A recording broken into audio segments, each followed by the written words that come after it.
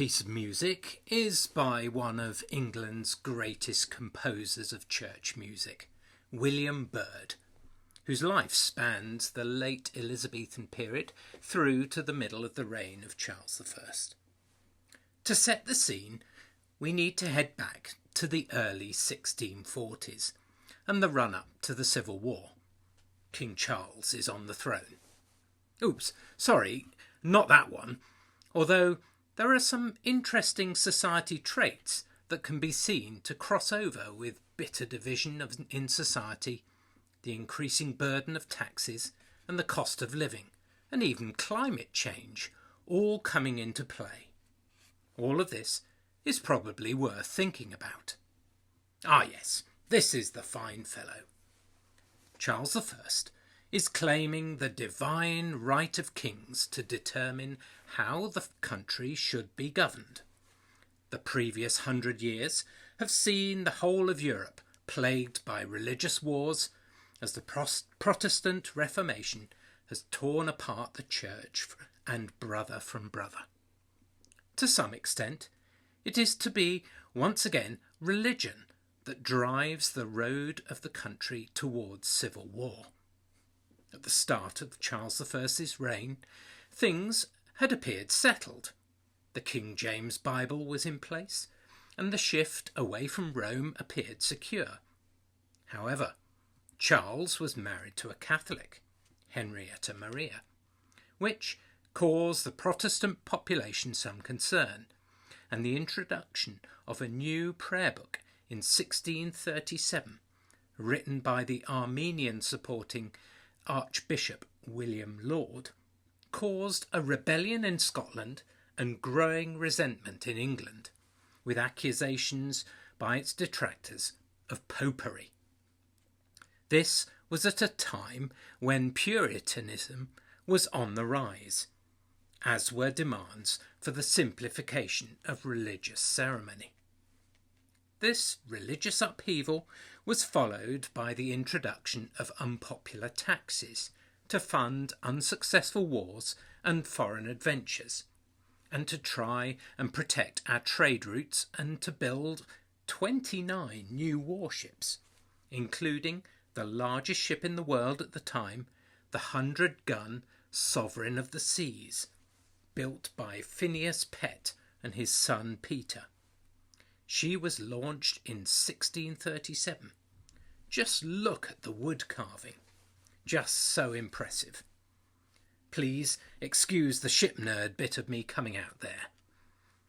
Coupled to the cost of the army and navy were the spiralling costs of the king's court, and in particular Charles's insatiable love of paintings and employing the best artists.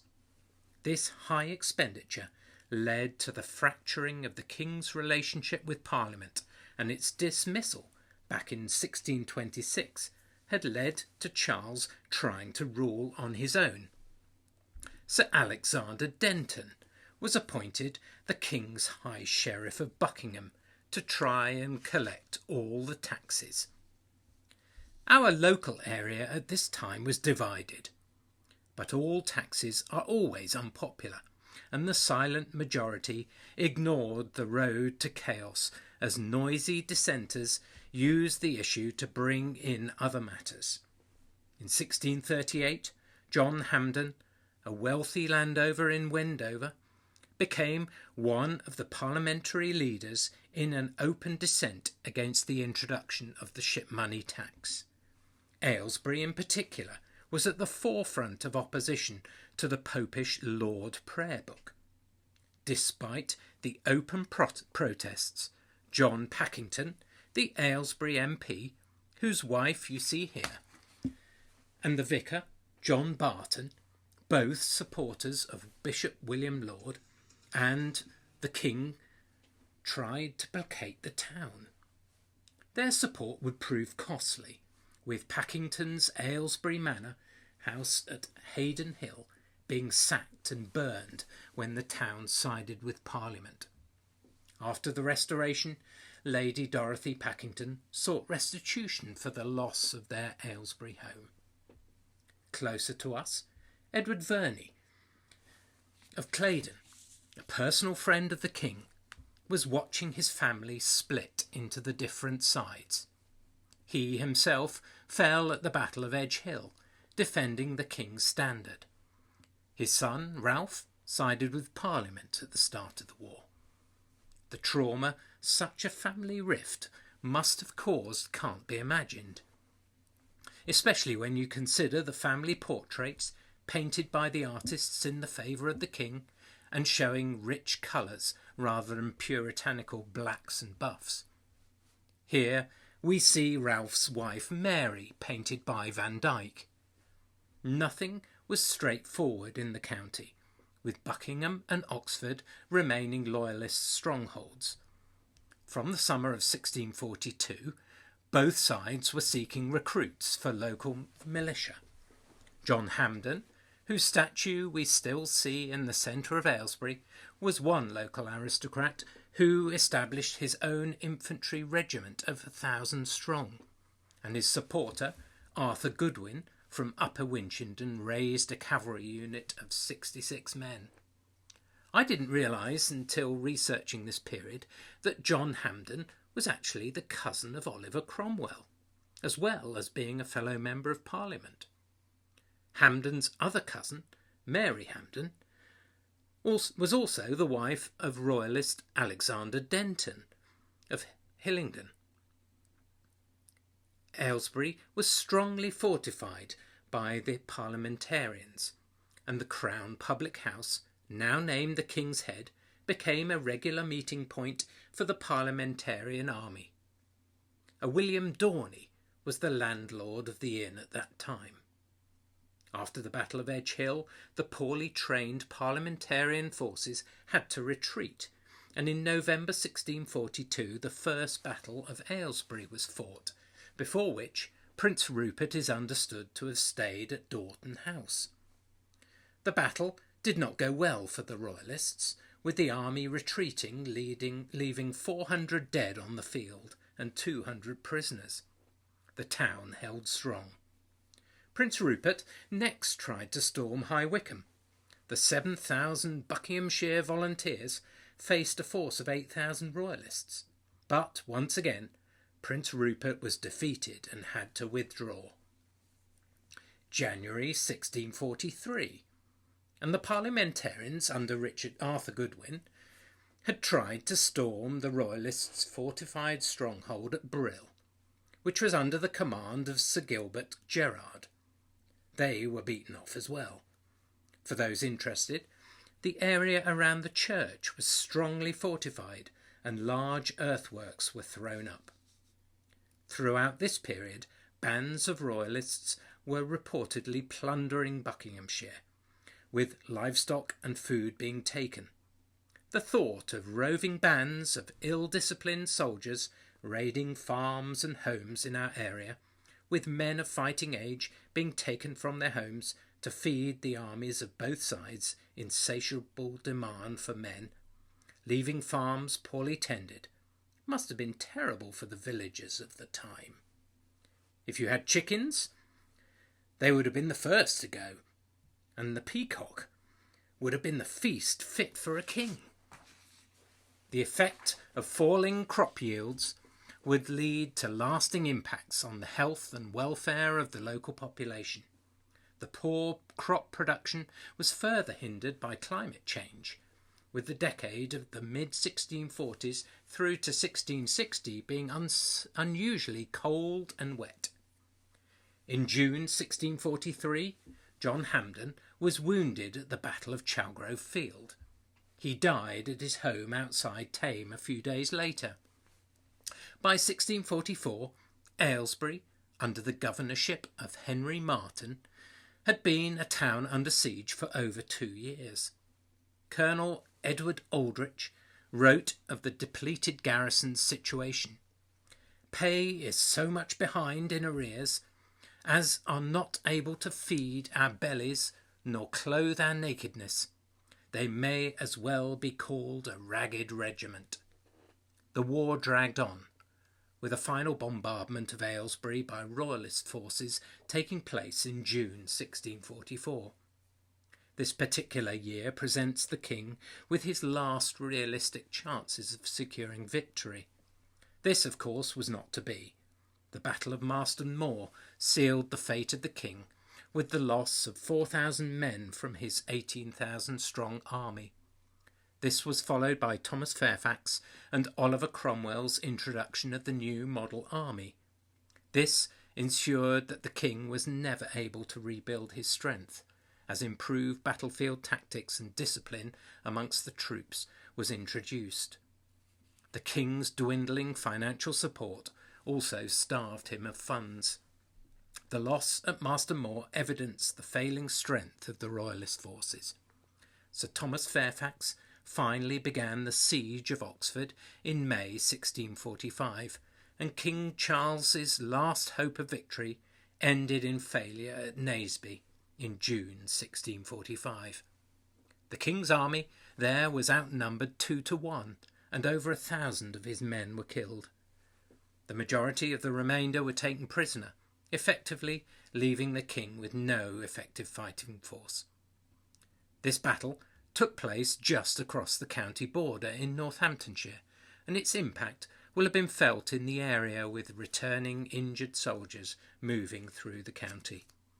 Following Naseby, and with the siege of Oxford continuing, there was a petering out of local military activity. The final surrender of Oxford came in June 1646, and effectively ended all hostilities in our area. Only Wallingford held out for the royalist cause, and the fall of Borstal, that was being held by Sir William Campion the same month, led to a sullen peace descending on the Bucks countryside. Aylesbury's new model army regiment, which garrisoned the town, was disbanded in July 1646, and the fortifications around the town were deconstructed.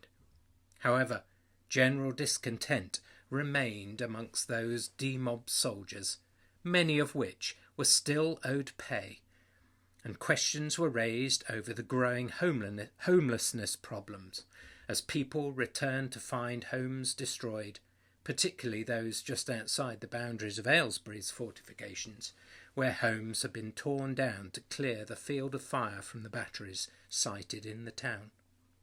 The whole county was described as being in a poor state due to the deprivations of war. The Second Civil War of 1647 to 1649 largely avoided Buckinghamshire, but of course ended with the trumped-up trial and tumultuous execution of the king in January 1649. If you are a fan of Monty Python, you will recall that Charles I was 5 feet 6 inches tall at the start of his reign, and only 4 foot 8 at the end of it. After this tumultuous event, the Rump Parliament passed the Act for the Maintenance of Preaching Ministers and Other Pious Uses in June, enabling rectors to continue to attend their congregations without the oversight of bishops.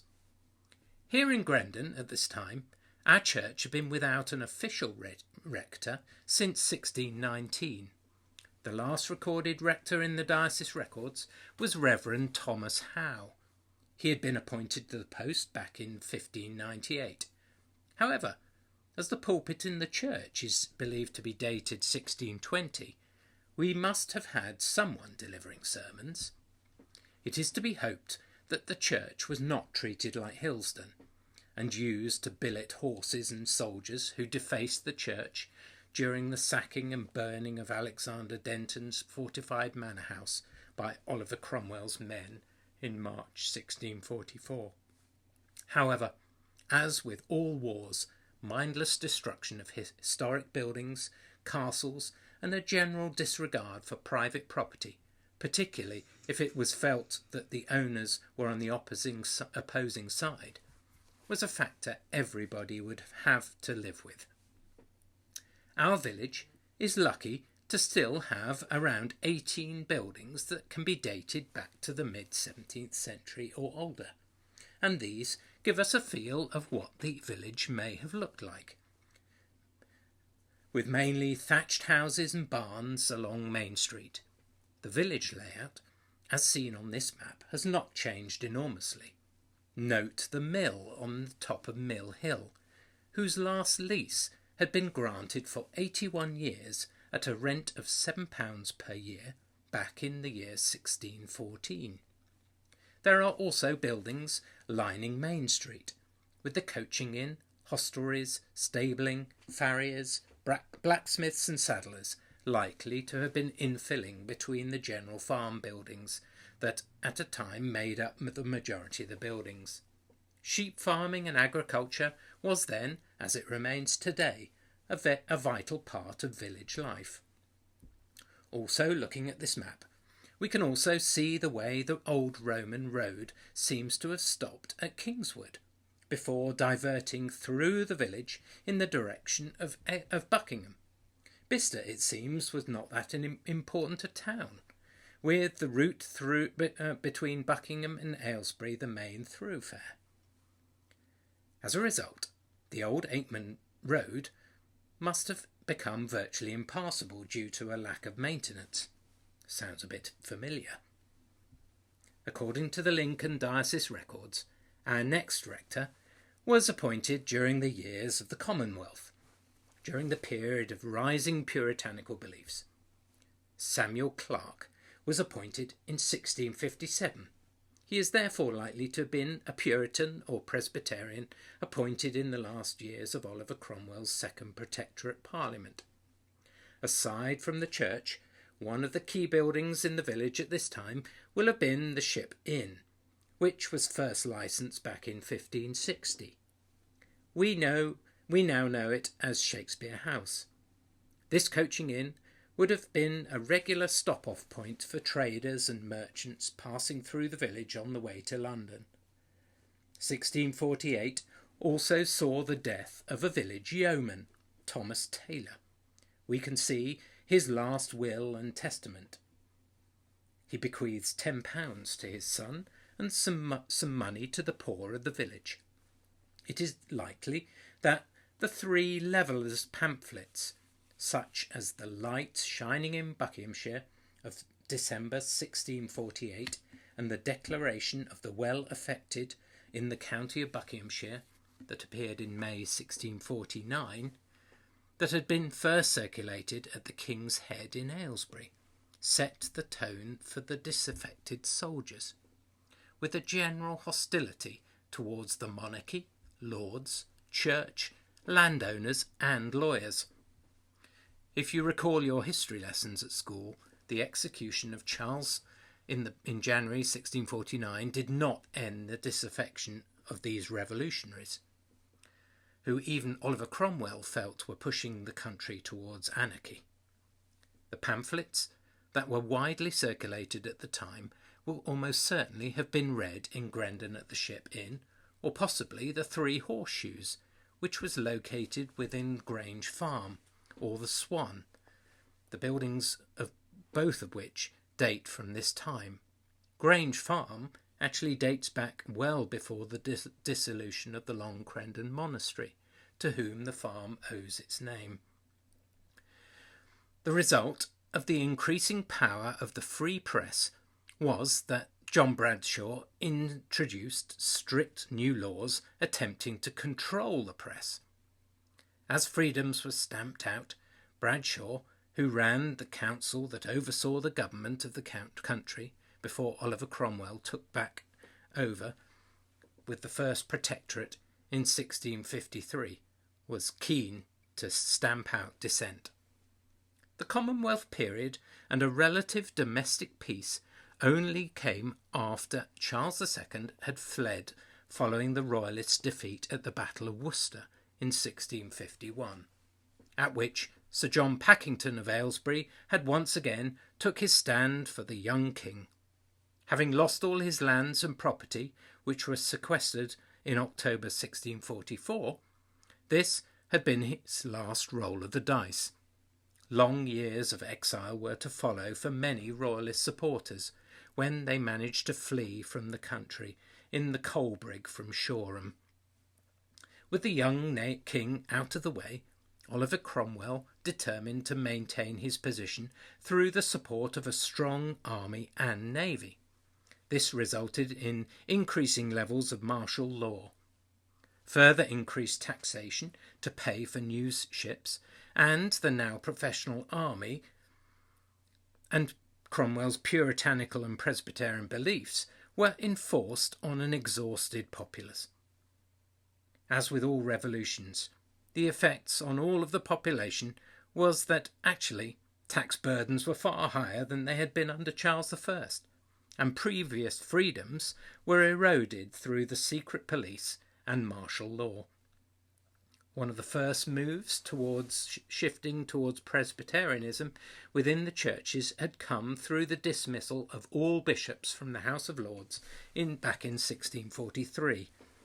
It was around this period that our churches started to move away from their colourful and intricately carved interiors to a far more simple and austere whitewashed appearance, and many stone carvings and the few stained glass windows which had survived the Reformation of 100 years earlier were now vandalised or stripped from the building's interiors. At the same time, religious holidays were banned, as was singing in church. Churches were to become a place to debate Scripture and to listen to long sermons. Somehow, the joy just seems to have been sucked out of society through this religious puritanism. Due to the need to quell the levellers under Colonel John Lilburne and the diggers under Gerald Winstanley and their extreme calls for a virtual anarchic and communist state, free from the lawyers, lords and princes, Oliver Cromwell had to keep the army busy, and a large army of dissenters was dispatched to quell Ireland in an attempt to stem mutinies, and then onto an unsuccessful empire-building campaign in the Caribbean.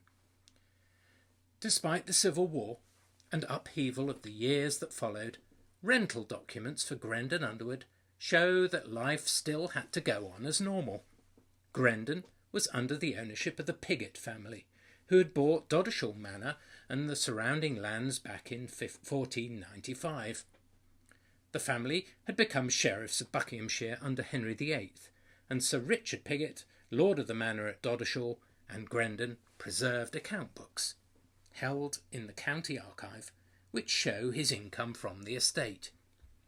I've not been able to identify if the Pigots were parliamentarian or royalist.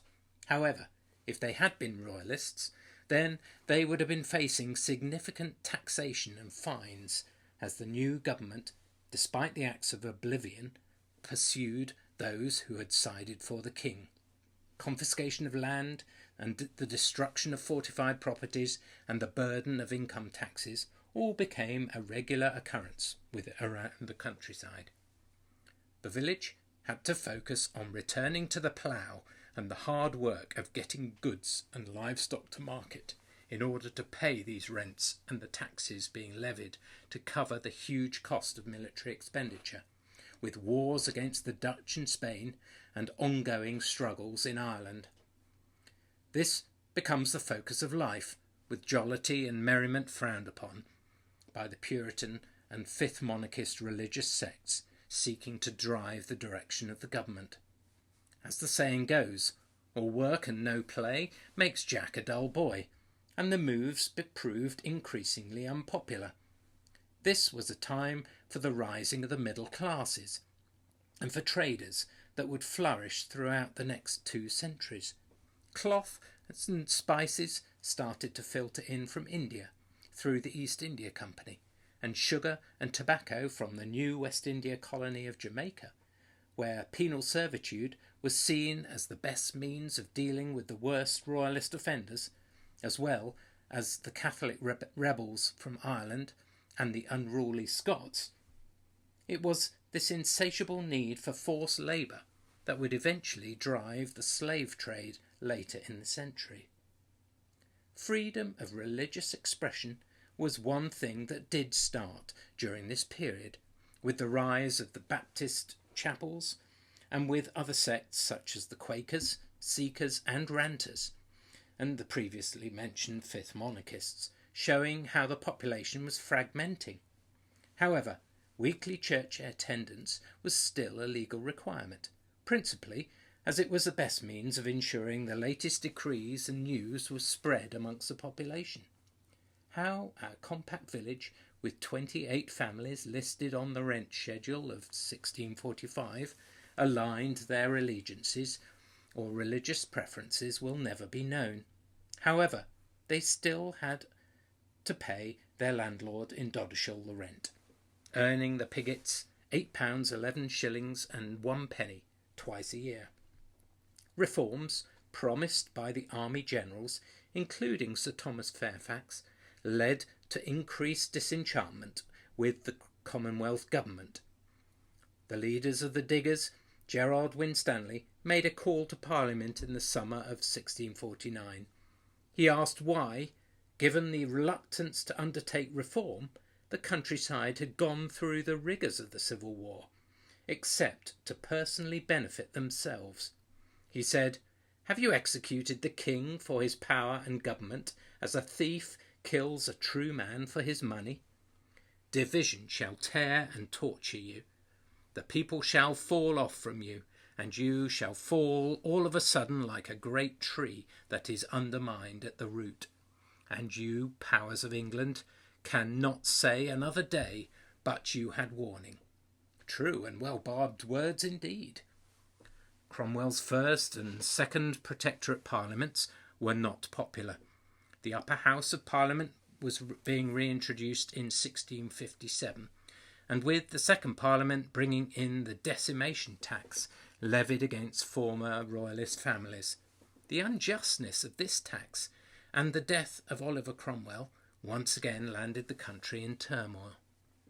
Cromwell's chosen successor was his son Richard, who was somewhat cruelly nicknamed Tumbledown Dick, who had no military support and little training in government. He therefore proved unsuccessful and unable to stabilise the increasingly fractious situation, and specifically the growing chasm between the unpopular army and the general populace. Richard's attempt at running elections saw the new Parliament lasting just 4 months before the army, under Sir John Lambert, removed the Parliament and brought back the surviving members of the old Rump Parliament. Our Buckingham MP at this time was General George Fleetwood.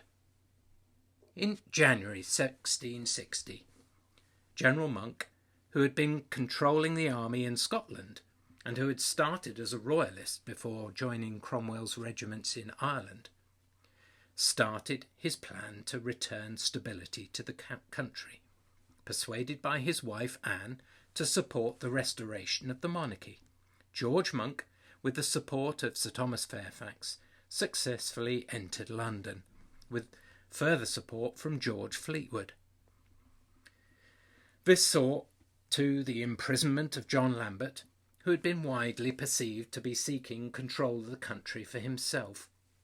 Negotiations were undertaken with Charles II in exile in the Netherlands, seeking to ensure the peaceful transfer of power. Monk sought to ensure that the transfer of property that had taken place during the Commonwealth was respected, and that all would be pardoned with the exception of the regicides who had signed the death warrant of Charles I. This was all agreed by April 1660, and on the 24th of May, Charles II left Holland and boarded the Naseby, hastily renamed the Royal Charles. He entered London 5 days later. Oliver Cromwell and John Bradshaw's dead bodies were exhumed and had their heads cut off and placed on sticks above the gate to Westminster Hall. Cromwell's head remained there until 1685, when blown down by a storm. The countryside celebrated the restoration with bonfires, and Parliament passed the 1660 Act of Immunity and Oblivion, which granted peace and partial forgiveness to the king's enemies. Joy and music returned to the country. To quote horrible histories, Charles was the king loved by everyone, and the one who brought back partying. He was known for his mistresses, such as Nell Gwyn and Lady Castlemaine, but remained married to the Queen Catherine of Braganza. 1662 saw Parliament and the King turn their attention again to religion, with the Act of Uniformity bringing the reintroduction of the Common Book of Prayer, returning to the 1559 version. This saw our village rector, Samuel Clarke, having to resign his parish. He was one of over 1,000 village rectors turned out of their livings. They felt they simply could not accept the requirement to return to the authorised prayer book and the winding back of the puritanical changes that had taken place. This shows that all was still not happy with the return of the king, with the fifth monarchist rebellion under Thomas Venner being another of the last uprisings they faced. As a result of the eviction of Ralph Peterfield joined the village, initially as a curate and later as a rector. He would remain in the village until 1713 and obviously maintain the support of the Pigot family, who held his living in their control. In 1664, Sir John and Lady Packington had their estate in Aylesbury returned to them. Charles II's intention was essentially to return the kingdom to its 1642 state, as if the preceding 20 years had never happened. With General Monk having been very lenient in his terms presented to Charles, this was largely achieved. It would not be until the glorious Revolution of 1688 when Charles' sister Mary, together with William of Orange, were invited by Parliament to take over from James II. Only then would the true changes to the Constitution that we have today start to come in. Life in Grendon will not have changed much between the later Commonwealth period and the Restoration. We see here the list of tenants in the village for 1665, the year of the Great Plague broke out in London and other parts of the country, and during which war was once again started against the Dutch, with the disastrous surprise attack on our laid-up fleet off Chatham. This, of course, was followed the next year with the Great Fire in London. And so we come to the end of our tale. It is only fitting that we finish with the words of the notable diarist from the period, who, like me, loved sailing ships, and who admired this man, one of the finest of England's composers, Henry Purcell. In the words of Samuel Pepys, "And so to bed." I leave you with the wonderful piece from The Fairy Queen, described at the time as a restoration spectacular, loosely based on Shakespeare's Midsummer Night's Dream. I thank you for listening.